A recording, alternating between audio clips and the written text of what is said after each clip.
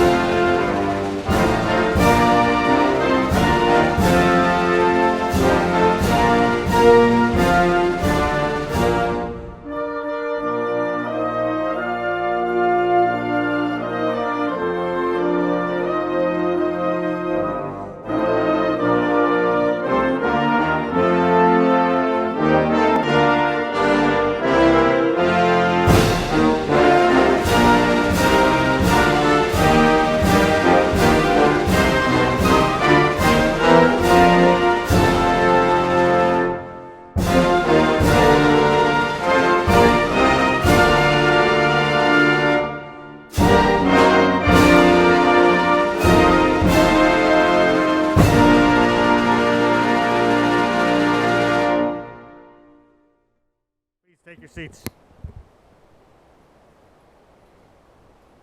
Good morning.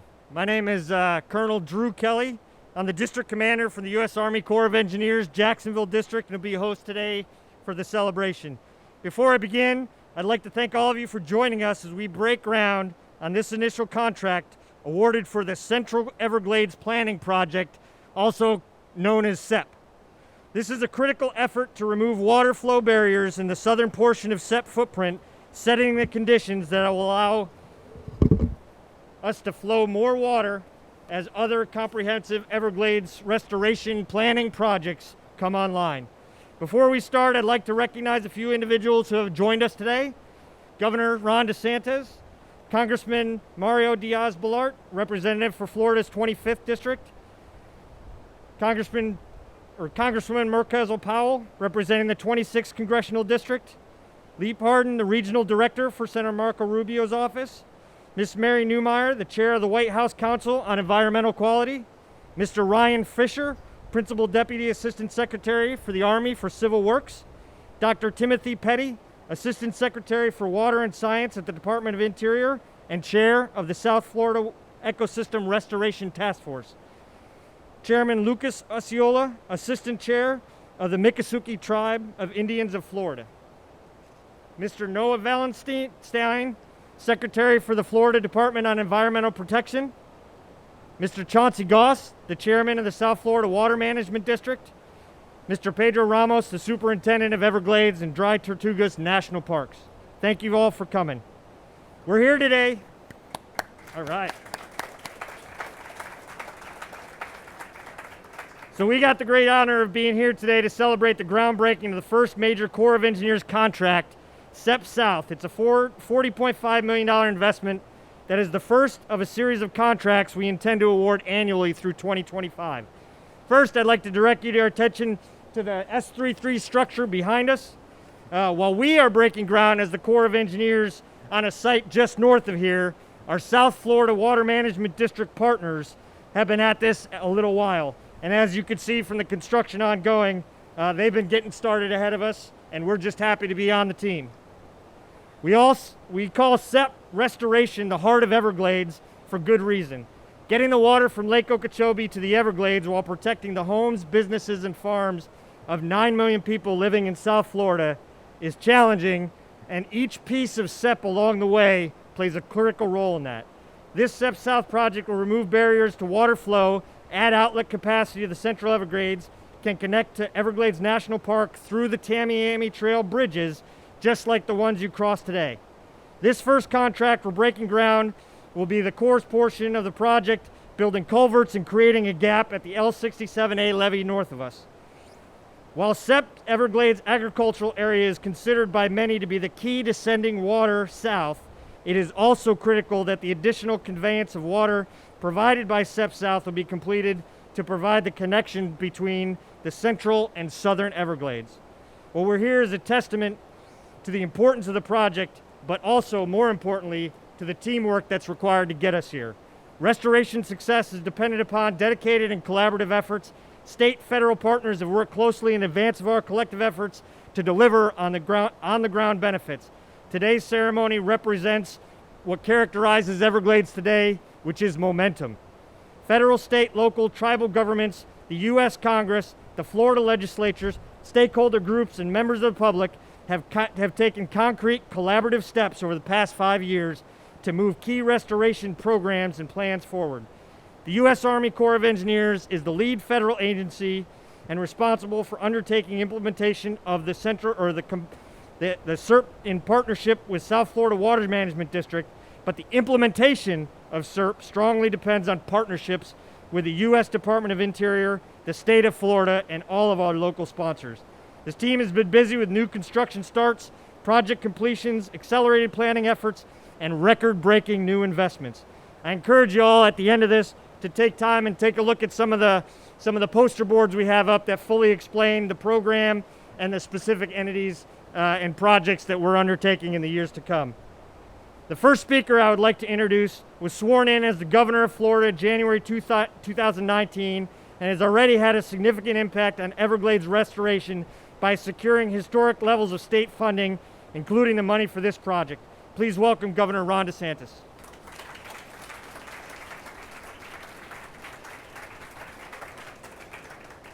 Well, thank you, Colonel, and I want to thank both the Army Corps and the South Florida Water Management District for hosting us today. I also want to thank, I know we have some visitors from Washington, D.C., so let me welcome you to the Florida Everglades.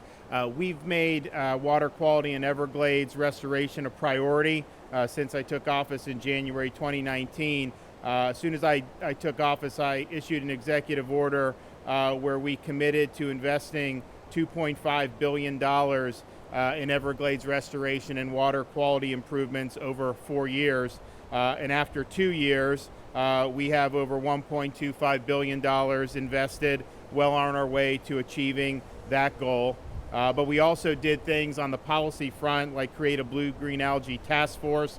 We also established the state's first chief science officer, and both of those actions led to a comprehensive water quality bill in this last legislative session that made significant improvements to all major sources of nutrients, and also a bill that increased fines for environmental crimes and penalties by 50% across the board so that those who pollute our state's natural resources are held accountable. Also, and probably most relevant today, my initial order directed the Department of Environmental Protection and the South Florida Water Management District to expedite critical Everglades restoration projects like the EAA reservoir, the C44 reservoir, and C43 reservoir, which will help us better manage water, avoid harmful discharges from Lake Okeechobee into our estuaries. On the EAA reservoir in particular, I'm proud to say that on the state's portion of it, we're 12 months ahead of schedule. We will continue to press forward with that. C44 will be done in 2021, and C43 will be done by 2023. But as we know, in addition to be able to store water in big reservoirs, we also need to have adequate pathways to send the water south. To that end, I'm excited here to celebrate this project, which will allow for the release of nearly twice as much clean fresh water south from Water Conservation Area 3A into the L29 Canal, where the water can continue south to the Everglades, similar to raising of the Tamiami Trail. By removing barriers to send water south, we capitalize on the investments we have made on reservoirs around the lake and take tremendous strides toward restoring both the Everglades and Florida Bay. So projects like this, along with many other projects surrounding Lake Okeechobee, will mean millions of Floridians are going to see a real difference in water quality, hopefully in just a few short years. And most importantly, this will serve future generations very, very well. So I'm excited to be here. I thank the folks in the Army Corps. I thank the Trump administration. I thank our congressional delegation for working hard to get us to this point, and look forward to be able to participating in the groundbreaking.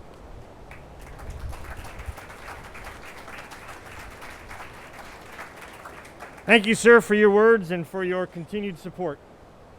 Now I'd like to introduce Mr. Ryan Fisher, Principal Deputy Assistant Secretary of the Army for Civil Works. He's been a strong supporter of Everglades Restoration for us in Washington, has played a critical, pivotal role in our continued success. Please welcome Mr. Ryan Fisher.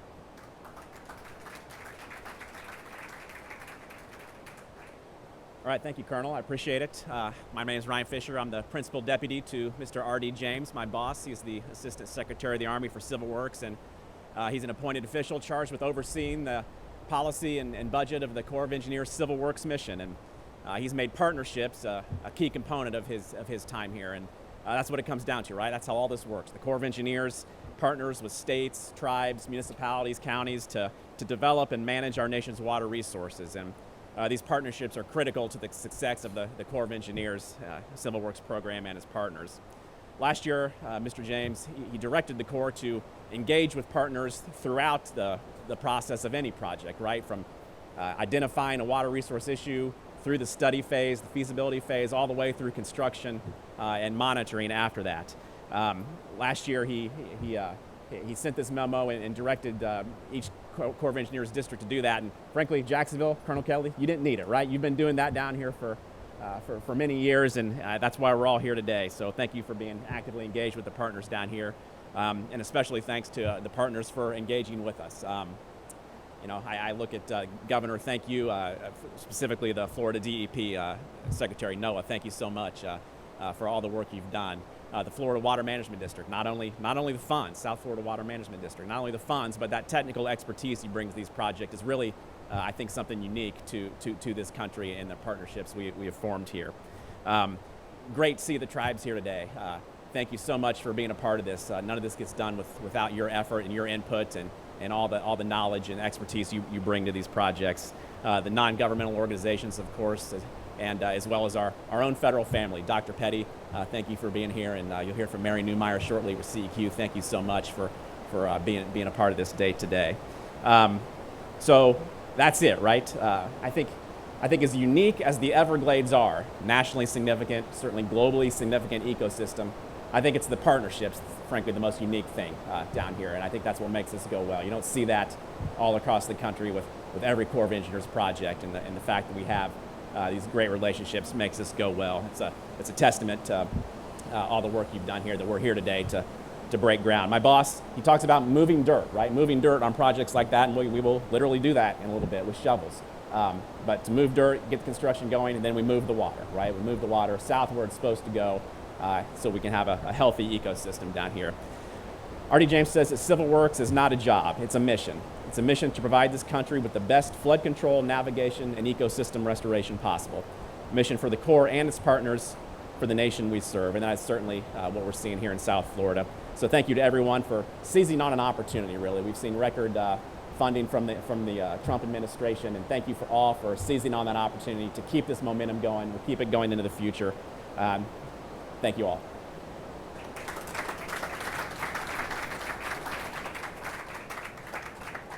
Thank you, sir. Our next speaker is Ms. Mary Newmeier, the chair of the White House Council on Environmental Quality.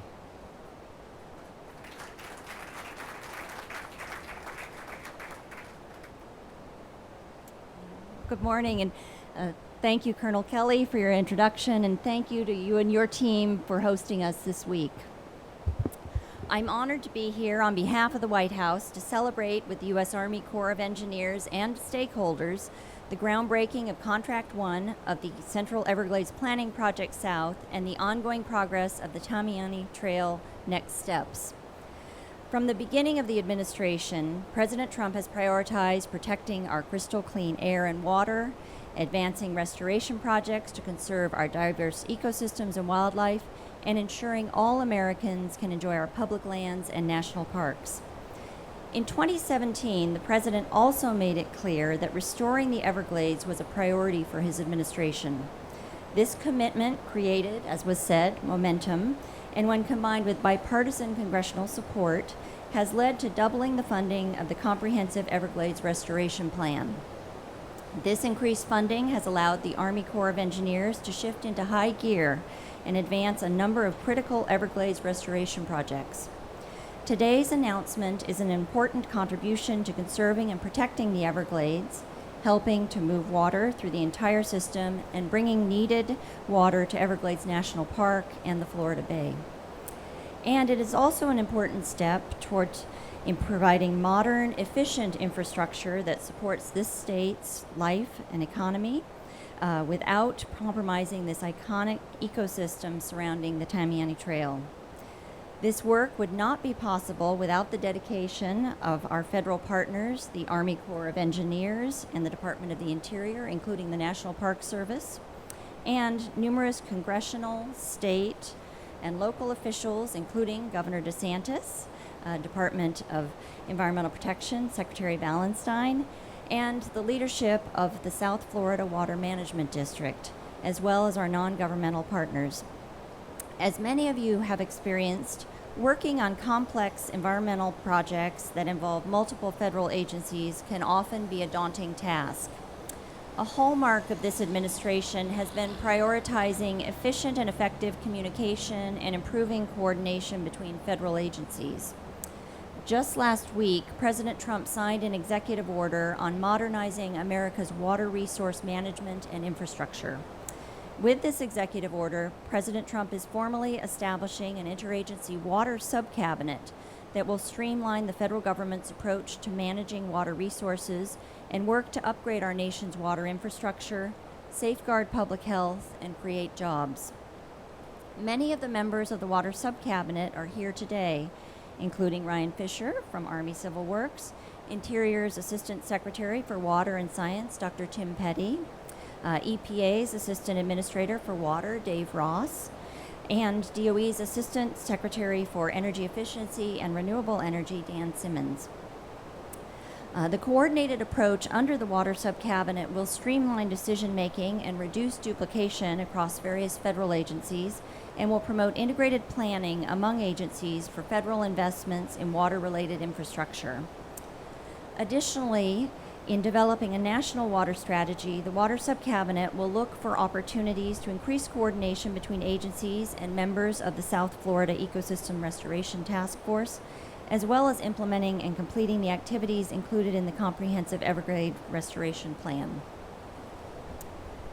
Under President Trump's leadership, federal agencies are working more effectively and like never before to benefit communities across the country, including right here in southern Florida. As President Trump said while visiting Jupiter last month, to this administration, environmental protection is a sacred obligation, and so it is our duty to fight for the dreams and livelihoods of the citizens we serve. So again, congratulations to the Army Corps of Engineers and all of their partners on this monumental step forward, and thank you for your hard work and dedication on this important restoration effort.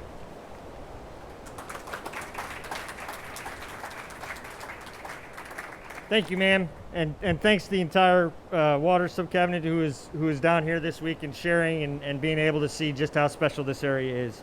Next, I'd like to introduce Dr. Timothy Petty, the Assistant Secretary for Water Science of the Department of Interior, and importantly also the Chair of the South Florida Ecosystem Restoration Task Force. Please welcome Dr. Petty. Colonel, thank you so much, and it's just an honor to be here. And on behalf of Secretary Bernhardt and Department of Interior, it's just a privilege to be out here. Boy, have we seen water.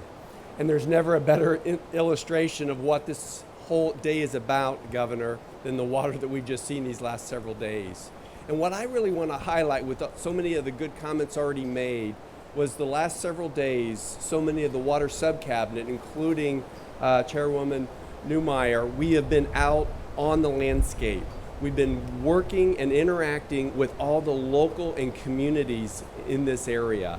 And having the subcabinet down here with us, EPA, Army Corps, White House, U.S. Geological Survey, Parks, Fish, all the different federal agencies interacting one-on-one and together in stops in communities have been such a critical component of making sure that we're all in lockstep moving forward.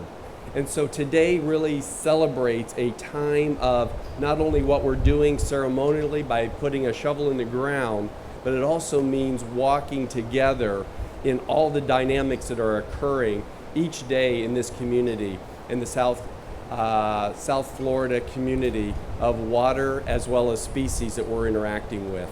Interacting with the tribes, talking to them, interacting the sportsmen, the communities that live this and work in this every day. So for me, Department of Interior, on behalf of the National Park Service, Fish and Wildlife Service, USGS, thank you for the ability that we can work with the state, with the governor's office, with the Army Corps to be able to continue with next generation of what this community is all about. Thank you.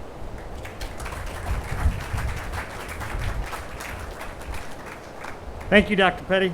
Next, I would like to introduce Mr. Valenstein, the Secretary of the Florida Department of Environmental Protection and a critical leader in the partnership between the Corps of Engineers, the state of Florida on all these projects. Thank you, sir. Thank you, Colonel. It's an honor to be able to join everyone and the governor here today. I'll mention the thing I think that we've heard the most over the past couple of days on tours throughout the area with the Everglades Task Force was partnership and progress and a sense of optimism from everyone involved that things are really moving forward quickly now. And I'll reflect over the last couple decades working on this issue here in Florida, that has not always been the case. In fact, the stakeholders under the tent today, I don't think even with the rain would have been willing to get under the same tent 10 years ago. We probably would have had a fight. We would have had security here for a different reason 10 years ago. And I'd reflect on the fact that you're seeing so much movement forward right now, I think comes from two things. We had one person on the tour the other day that said, money, money, money, money. It's about money. Never forget that. And we've seen that here in the state of Florida with the governor first day coming into office saying we have to do more for the environment and committing to $2.5 billion over 4 years for Florida's water quality. That's money, and that has made a profound difference in the pace of restoration and the focus on environment here in Florida. But President Trump has done the same thing. In our federal administration last year, $235 million for Everglades Restoration.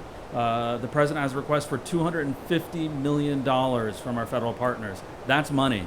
Together, that's making a huge, huge difference. Together, we're edging up on almost $1 billion a year with that partnership, and that makes a huge difference. I'd say the more important thing than money, money, money is leadership and passion. And you've seen that from our governor making the environment a key issue here in the state because it matters. It matters personally to him and his family, and it matters to all Floridians. As a Floridian, you see water, you see alligators. You are here because of the natural resources of the state. But you also see that in our federal partnership. And I know it's been sort of mentioned, but I think maybe even glossed over a little too much.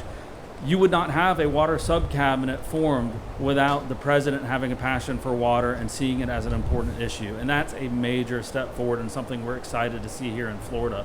When the governor passes an executive order creating the chief science officer position, the chief resiliency officer position, one of the things that did was really force all state agencies to double down on working together, not seeing barriers and focusing on the end goal, protecting our resources, restoring the Everglades, and making a difference. And you can see that same strategy with the president creating a water sub-cabinet to make sure there aren't barriers between agencies, to make sure they're working together, and to make sure that they're focused on the goal. And that means actions speak louder than words, and we're so glad to have them here today. Thank you so much.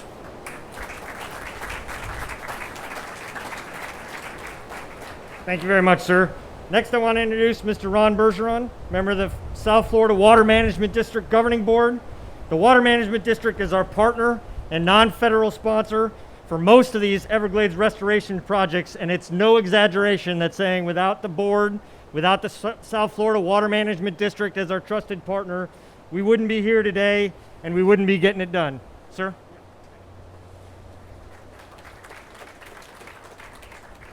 Well, howdy everybody. It's a great day for the Everglades here, and I'm totally honored. But it's an honor to be here today with our governor and the entire South Florida Water Management Board and our executive director, Drew Bartlett, and our federal partners. Under the governor's leadership with the state and the federal partnership, we're getting a lot done for the Everglades restoration. We're moving Everglades projects forward as fast as possible. I want to say thanks to the members of Congress And I want to thank our governor for fighting for the Everglades in Tallahassee. Because of you, Governor, we are seeing progress like never before to save America's Everglades. When he asked me to serve on the board of the South Florida Water Management, it was a great honor and to accept. And the governor made it clear his priority is to get going on much needed Everglades restoration projects that sends more water south and helps stop the harmful discharges that hurt our estuaries in the Gulf and the Atlantic. Governor, with your investment in Everglades funding and water quality reform, I'm proud to say we are delivering on our mission to expedite and finish projects. South Florida Water Management has been able to start the EAA reservoir, critically important to store water from Lake Okeechobee and feed it to the environment compatible with the environment, the ecology, all our wildlife, all our endangered species, and all of our plant communities.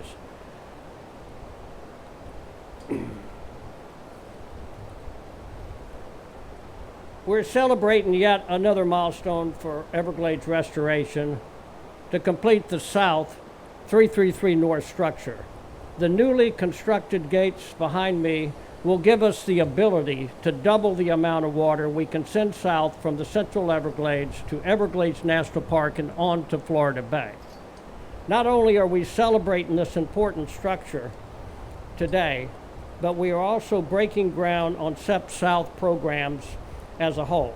CEPP South includes several more projects to help water move through the Central Everglades into Everglades National Park.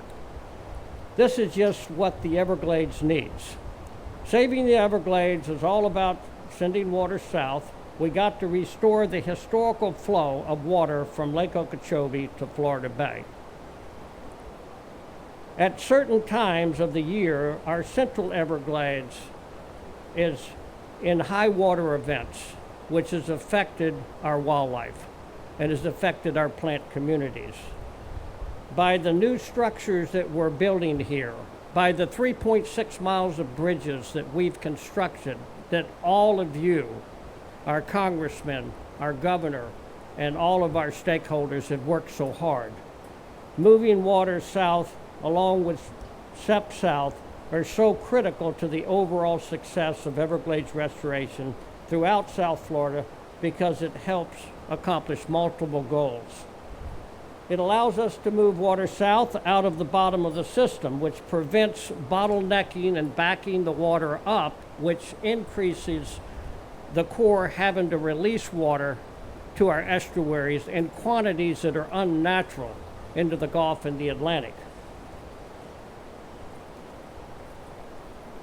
By moving water south of the Central Everglades, we can also alleviate high water emergency critical Everglades ecosystem, preventing wildlife drowning and other damage to the ecosystem in the Central Everglades.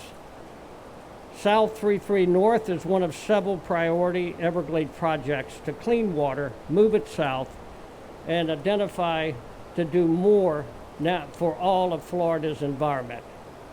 Even more projects completions follow in the coming years.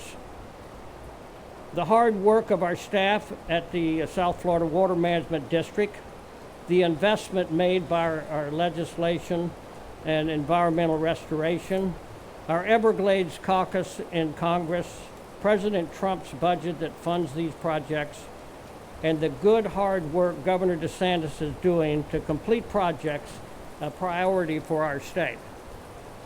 I've had several conversations with our governor for the past several years regarding the future of South Florida, and Florida being the greatest state in the United States of America. And the important thing is, to the quality of life for future generations, our drinking water, future economical growth and jobs all depend on the Everglades. The Everglades replenishes the aquifer. It's our drinking water. So long live the Everglades, and thank you, Governor, for the opportunity to serve with you to make a difference for all of Floridians. Thank you.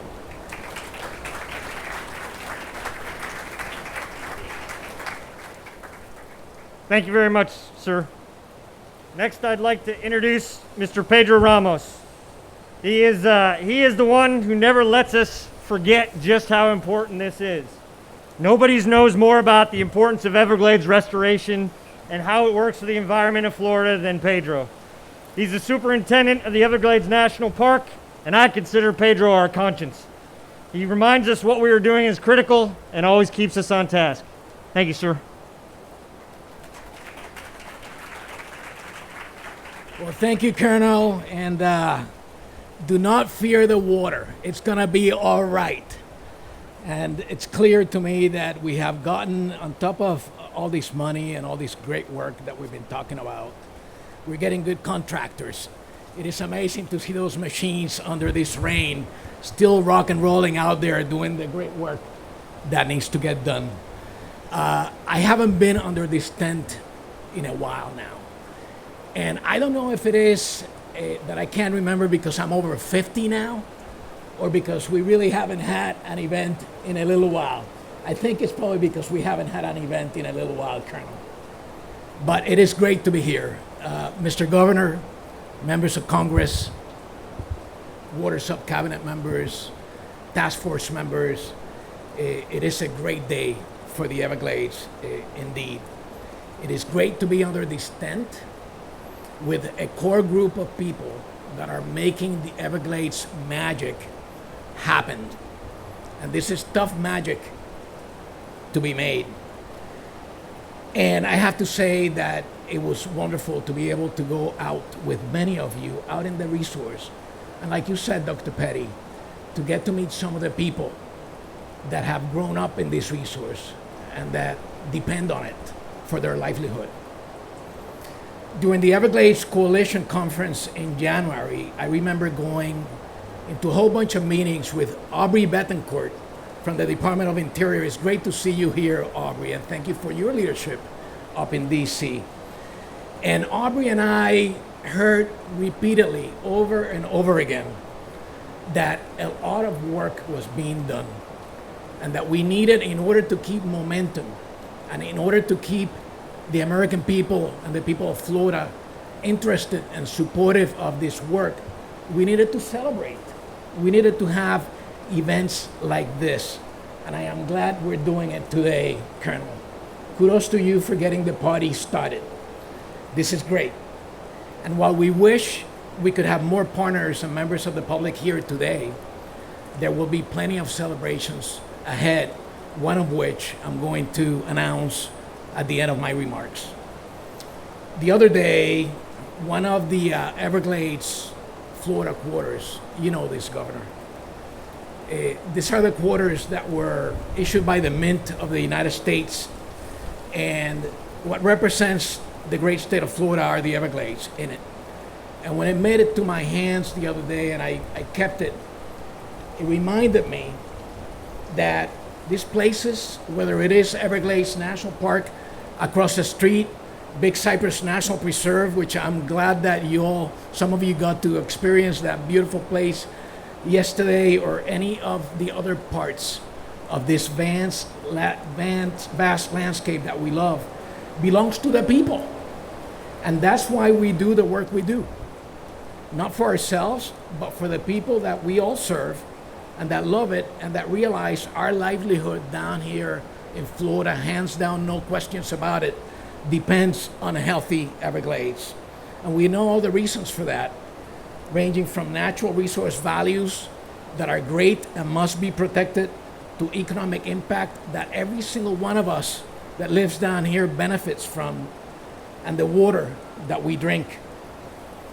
I have known how important CEPP in particular is to Everglades restoration all along, but I'll share with you the moment when I realized just how important it was and how much we needed it. It was in 2015, and I had just been appointed as superintendent of Everglades and Dry Tortugas National Parks. And it wasn't weeks into my new role and responsibilities as a superintendent that I had Dr. Bob Johnson, who's in the back. Some of you met Bob yesterday on the airboat tour, Bob has dedicated nearly 40 years. He keeps reminding me that it's only 37, but he's dedicated nearly 40 years of his life to the Everglades, and he's threatening retirement in December. So yeah, booing is okay and encouraged, and he's here. Help me change his mind. He kept coming into my office with his team and saying, hey, we don't like how we're not getting water to the bay. A week later, we don't like how the water temperatures in the bay are spiking. And eventually, they came with the salinity charts. Of the charts, no pun intended. And we were headed into what we knew would be a disaster. And the worst part about it is that we could not do a thing about it. We could not do a thing about it but watch. 6 months into my job, I thought that I would get my butt fired. I witnessed 50,000 acres of seagrass die before our eyes. And there was nothing we could do.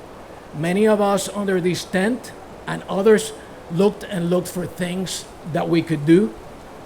And at the end, we realized that we just needed to push harder for CEPP, because that's what's going to bring the water that not only the terrestrial Everglades needs, but what Florida Bay needs in terms of water flows. The Central Everglades Planning Project is the heart of Everglades Restoration because it reduces regulatory releases into the northern estuaries and restore that historic connection between the lake and the southern part of the system, Everglades, and the ultimate benefactor, let's not forget that, of all of this work that we're doing, which is Florida Bay. And here we are, and I thank you all for making this happen. This is an immense accomplishment. To add to this celebration, next month we will be doing a little bit more celebrating, because we like doing it, and we need to continue doing it. We're going to do it just down the street at Big Cypress National Preserve, and we will be celebrating the construction of the Tamiami Trail Next Steps Phase 2.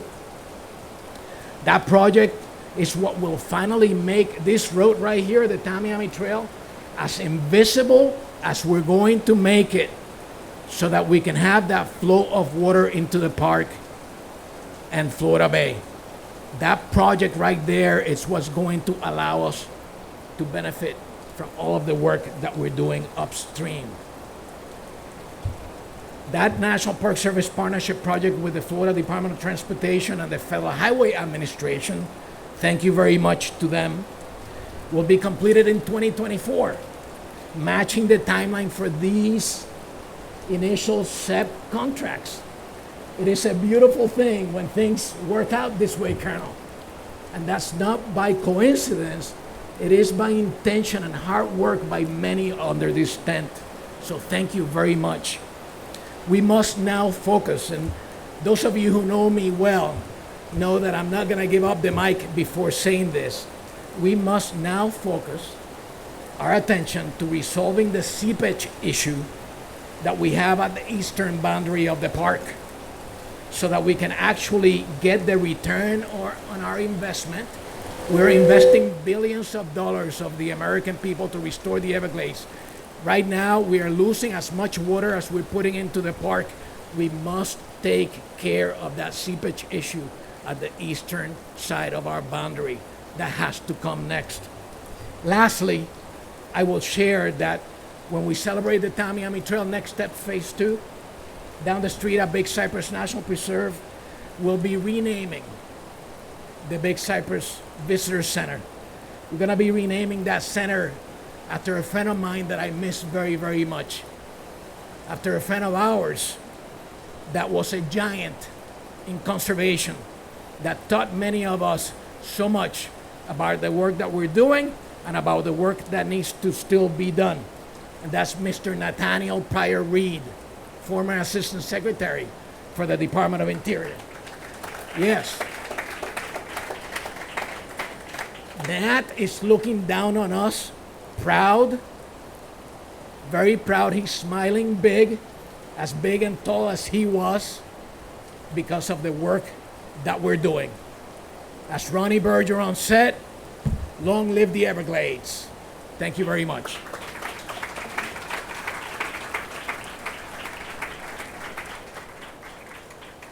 Thank you, Pedro. So we'd be remiss if we only highlighted the importance of the administration and state partners who make this event possible. Without the Florida delegation of senators and representatives working to secure federal funds, projects like today's would simply not be possible. Please welcome Congressman Mario de Lars Bott, representing Florida's 25th Congressional District.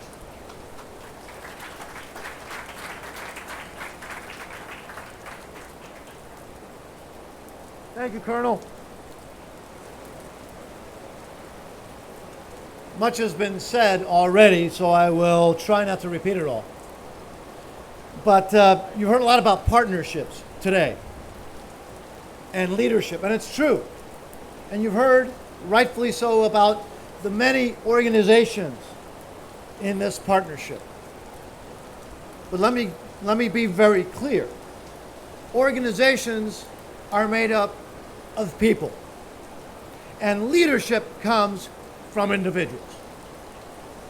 And so while we thank, and we should, organizations, I think it's important to realize that there are so many individuals that are committed and have made an amazing positive difference. And I'm not going to make, some have already been named, but you know, Colonel Kelly, you have been a no-nonsense, break down the barriers leader. Thank you for your commitment and thank you for your common sense. We've heard from Pedro Ramos. When I think of the treasure that is Everglades, part of that treasure is this superintendent. I've worked with many superintendents, and yet this is an individual who breaks down barriers, who gets it, who's not willing to let bureaucracy get in the way. And you've heard from Alligator Ron. Again, no nonsense. A governor who is not willing to let bureaucracy get in the way. Governor, your leadership has been instrumental, and what an example for the rest of the country. Again, leadership and leaders. This wouldn't happen. The funding would not happen without the T&I committee. You're going to hear from two of my colleagues, one on the T&I committee and one on the Appropriations Committee. Those committees are key. But leadership within those communities and committees are key. I want to mention one of my colleagues who's not here. One of the first things I did when I got elected to Congress, I had been one of the main advocates for Everglades Restoration funding when I was in the state legislature. Some of you have been around long enough will remember that. One of the first things I did when I got to Congress is I created the Everglades Caucus with a person who has been instrumental in making sure that the entire Florida delegation remains as one. That's the co-chairman of the Everglades Caucus. Got to mention Alcee Hastings, our dear friend and our colleague. And lastly, would we be having these groundbreakings without the leadership of the President of the United States, putting the money in the budget, coming down here, making sure that barriers are broken? This has been a priority of President Trump. And if you're listening, Mr. President, my gratitude for your leadership and your commitment to Florida and Florida's environment. Thank you, President Trump. One last person, and I know I'm missing so many, but so much has already been said. My partner in the Appropriations Committee, you're going to hear from now. And I say my partner, yes. Her and I have been working and fighting for appropriations funding successfully for many, many years. But I think she would agree, when you drive this road, and the superintendent talked about the last phase, that's a lot of money. That comes from the THUD subcommittee of appropriations, which I chaired. The ranking member was a person named David Price, who now chairs it. Also need to thank Chairman David Price, because he's not from Florida, but he's been there day in, day out, working with us. So again, to Chairman David Price, to my colleagues in Congress, to all of you, this requires leadership. We have a lot more to do, but you cannot deny what has happened in the last 4 or 5 years. It's a privilege to be part of it. Thank you for being here. And yes, we live in the greatest country that the world has ever seen. These projects that you're seeing is going to guarantee that Florida and South Florida will remain the best state and the best country in the world. Thank you so much.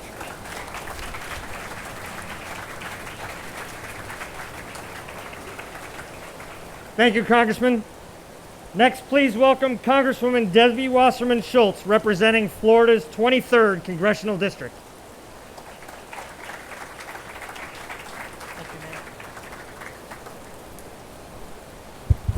I was smart. I wore my Crocs this morning. I'm a true Floridian.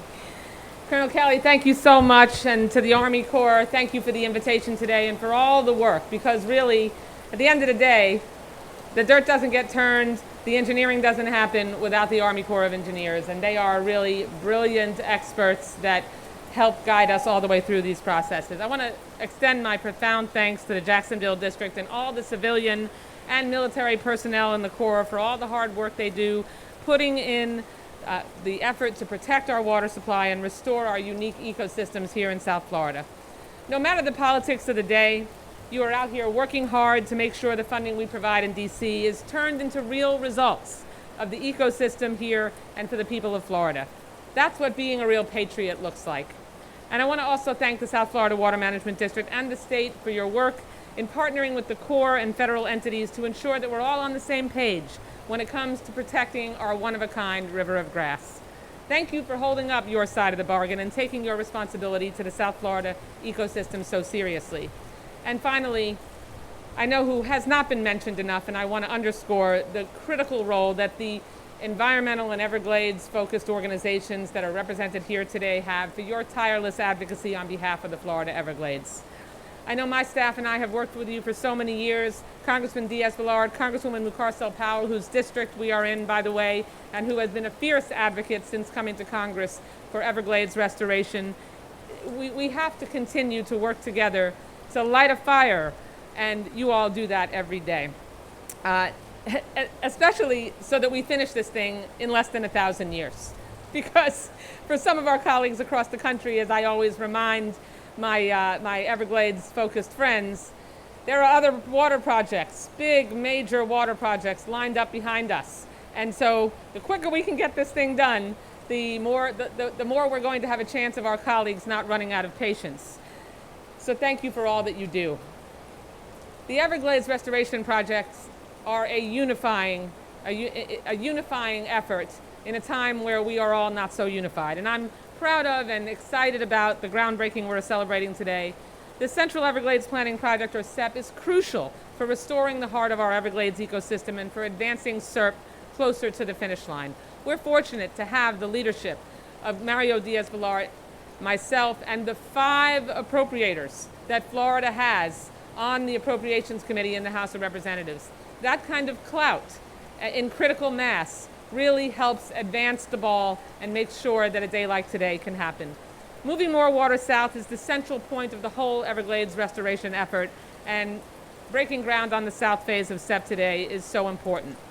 We'll remove barriers that prevent water from flowing southward to Everglades National Park and Florida Bay. These portions of the Everglades will be connected through, as it was mentioned, the Tamiami Trail bridges. And I know I was proud to work with the Obama administration to secure funding for these bridges, which now allows water to flow under Tamiami Trail and southward.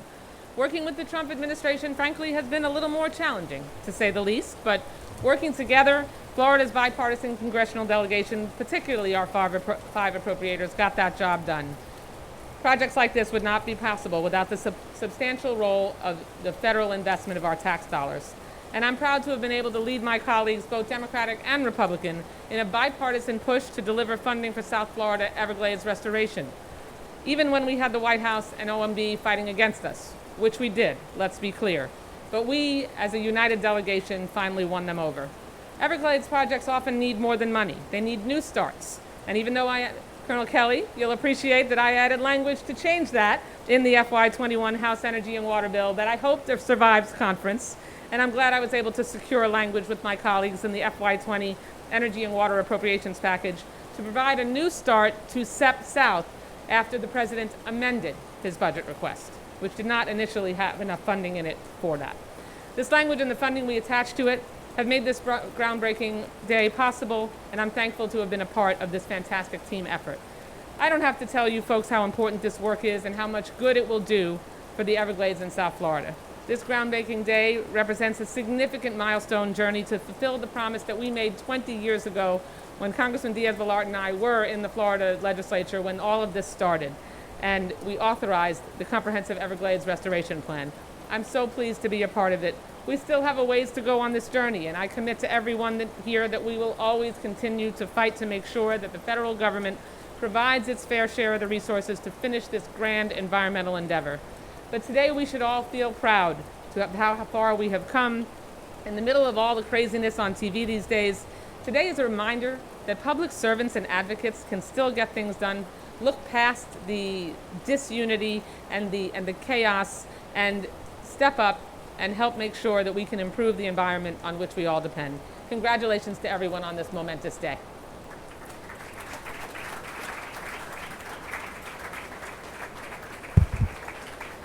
Thank you, ma'am. And now please welcome Congresswoman Debbie McChrystal-Powell, representing the home district on which we're standing today. Thank you, ma'am.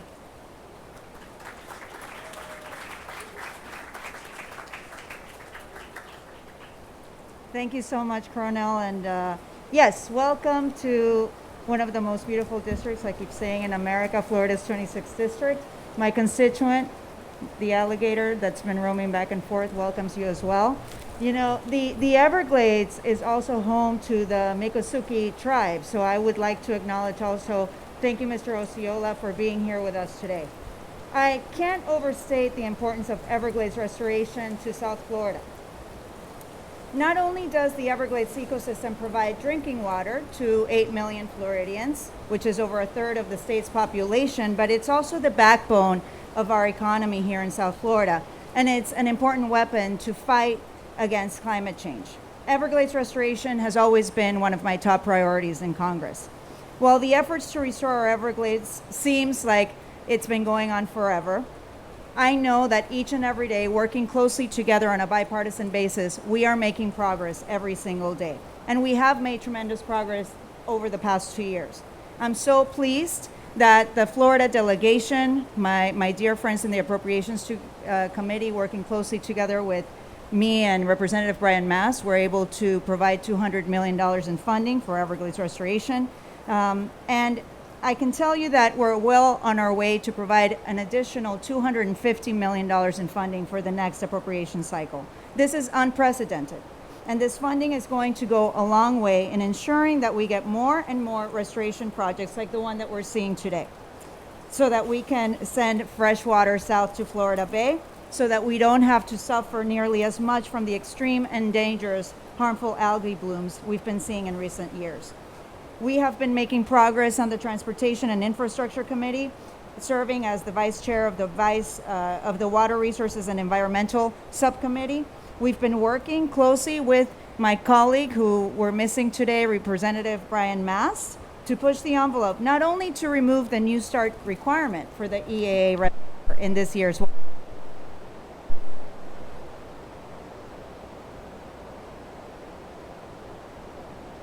Did I do that? Sorry. But also to shine a light on the fact that we must move more water south during the dry season. It's crucial for the Florida Keys, where our way of life, our ecosystem, and our local economy rely on fresh water flowing to Florida Bay. And it is crucial for Miami-Dade County, which our ability to keep plenty of water within Everglades National Park. That's why projects like CEPP South are so important. It will remove barriers that have limited the water from flowing past Tamiami Trail and into Everglades National Park. This will give us more flexibility to move more water and manage this water in smarter ways. And I'm really excited to continue to work closely with both sides of the aisle to press forward. Today is proof that when we work together, when we put politics aside on issues that are important to Floridians, we make progress. We can't keep wasting time, and I am excited to continue to fund Everglades and working closely with the Army Corps. Thank you so much, everyone.